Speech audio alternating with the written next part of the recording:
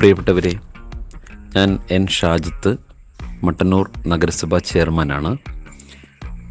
നമുക്കും സന്തോഷിക്കണം. മട്ടന്നൂർ നഗരത്തോട് ചേർന്ന് നമുക്കൊരു ഹാപ്പിനെസ് പാർക്ക് ഒരുക്കാം.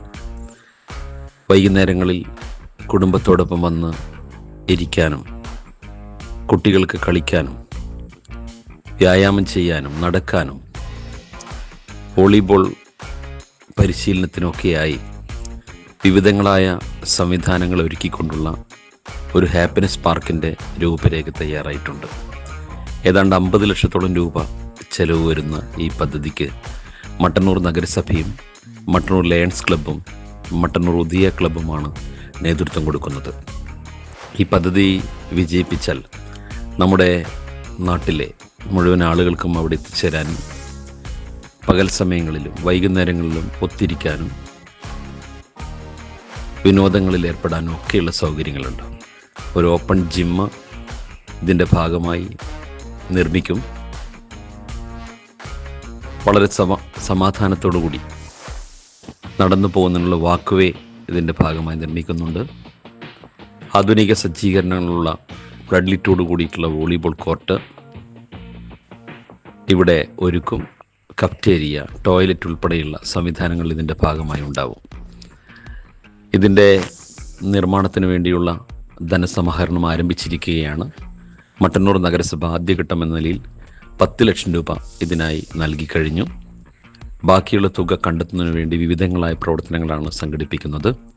വ്യക്തികൾക്കും സ്ഥാപനങ്ങൾക്കൊക്കെ സ്പോൺസർമാരാവാം.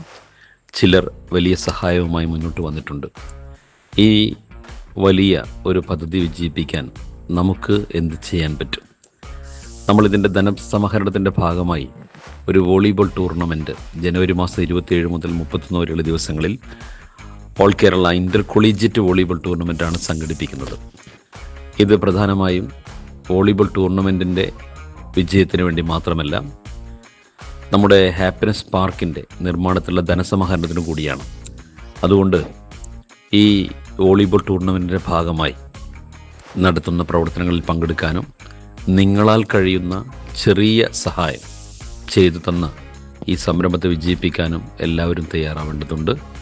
ഇതിനുവേണ്ടി ഹാപ്പിനെസ് പാർക്കിനായി നമ്മൾ ധനലക്ഷ്മി ബാങ്കിൽ മട്ടന്നൂർ ബ്രാഞ്ചിൽ ഒരു അക്കൗണ്ട് ആരംഭിച്ചിട്ടുണ്ട്.